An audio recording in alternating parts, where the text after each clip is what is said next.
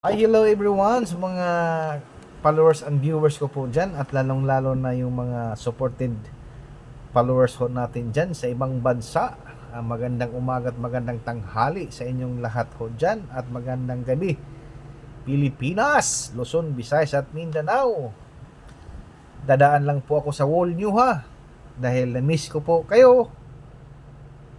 Sobrang miss ko na talaga kayo. Gusto kong mag-live.